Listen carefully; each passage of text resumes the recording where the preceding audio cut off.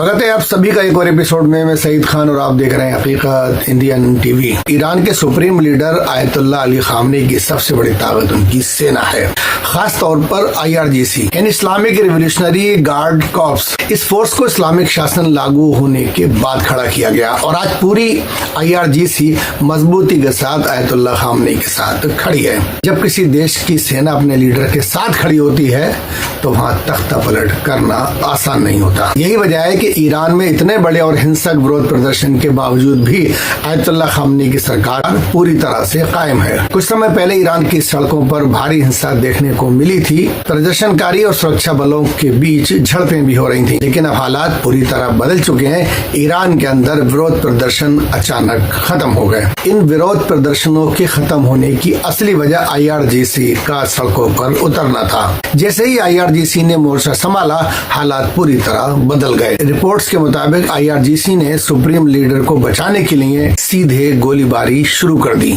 इस कार्रवाई में करीब 5000 से ज्यादा प्रदर्शनकारियों की मौत हुई और 500 से ज्यादा ईरान के सुरक्षा कर्मी यानी कि सिक्योरिटी के लोग भी मारे गए। इन आंकड़ों की अब पुष्टि की जा चुकी है। जब सड़कों पर गोलियां चल रही थी और लोगों की जानें जा रही थी तो नागरिकों ने अपने घरों में रहना ही बेहतर समझा। यही वजह है कि ईरान में जो विरोध प्रदर्शन हो रहे थे वो पूरी तरह से खत्म हो गए। अमेरिका, इजराइल और रजा पहलवी जिस तख्ता पलट का सपना देख रहे थे वो सपना फिलहाल टूट चुका है। इसी बीच ईरान के राष्ट्रपति मसूद साहब ने एक बड़ा बयान दिया है। उन्होंने कहा है कि अगर अमेरिका ने ईरान के सुप्रीम लीडर आयतुल्लाह खामनी पर किसी भी तरह का हमला करने की कोशिश की तो इसे पूरे ईरान पर हमला माना जाएगा और इसका मतलब सीधा जंग होगा। हाल ही में ईरान के कई चैनलों को हैक कर लिया गया और हैक करने के बाद उन चैनलों पर पुराने विरोध प्रदर्शन के वीडियो दिखाए गए।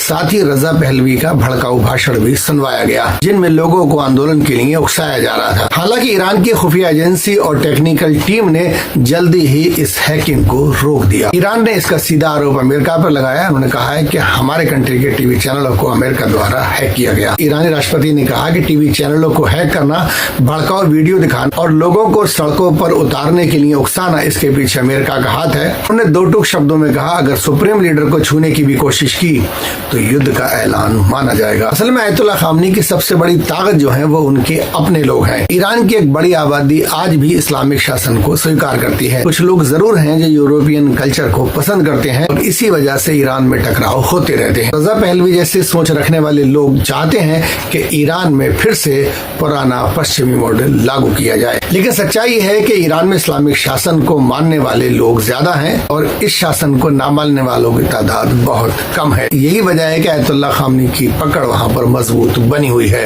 दुनिया में शायद ही कोई देश ऐसा होगा या कोई नेता ऐसा होगा जो सीधे डोनाल्ड ट्रंप को टक्कर देता होगा, लेकिन आयतुल्लाह खामनी ऐसा करते हैं। अगर ट्रंप उन्हें धमकी देता है तो उनकी तरफ से भी सीधी ट्रंप को चेतावनी आती है। बात करते हैं तुर्की की। तुर्की के राष्ट्रपति रजा तैयब अर्दोगान बड़े बड़े बयान जरूर देते हैं, लेकिन आज तक ये साफ ही नहीं हो पाया कि तुर्की किसका दोस्त है, ईरान के साथ खड़ा है या अमेरिका के साथ। जब अमेरिका ईरान पर हमला करने वाला था तब खबर आई कि तुर्की, सऊदी अरब और कतर ने अमेरिका को ऐसा करने से रोक दिया। लेकिन अब एक नई जानकारी सामने आई है कि ईरान के अंदर जो हिंसा हुई उन प्रदर्शनकारियों के पास जो हथियार थे, ईरान के छठे सबसे बड़े शहर तबरीज में IRGC ने बड़ी मात्रा में हथियार जब्त किए हैं और उनमें से कई हथियार मेड इन तुर्की थे। सवाल ये उठता है कि क्या तुर्की से हथियार सप्लाई किए जा रहे थे? क्या कोई ऐसा नेटवर्क वहां पर है जो तुर्की से हथियार लेकर उन प्रोटेस्ट करने वाले लोगों को सप्लाई कर रहा था? अब इन सवालों पर जांच तेज हो गई है। ये बात करते हैं ग्रीनलैंड की। अमेरिका की नजर ग्रीनलैंड पर टिकी हुई है। डोनाल्ड ट्रंप चाहते हैं कि ग्रीनलैंड अमेरिका का हिस्सा बन जाए। फ्रांस, जर्मनी, ब्रिटेन और इटली जैसे देश ग्रीनलैंड को बचाने की बात कर रहे हैं और वहां सैनिक भेजे हैं, लेकिन जो सैनिक इन लोगों ने भेजे हैं उनकी तादाद जानकर आप हंस पड़ेंगे। फ्रांस ने 15 सैनिक भेजे हैं, जर्मनी ने 131, नॉर्वे, नीदरलैंड और फिनलैंड ने 2-2 सैनिक भेजे हैं और ब्रिटेन ने केवल एक ही सैनिक भेजा है। कुल मिलाकर 30-35 सैनिक वहां पर ग्रीनलैंड को बचाने के लिए इन मुल्कों ने भेजे हैं। आपको लगता है कि ये 30-35 लोग अमेरिका से लड़ पाएंगे?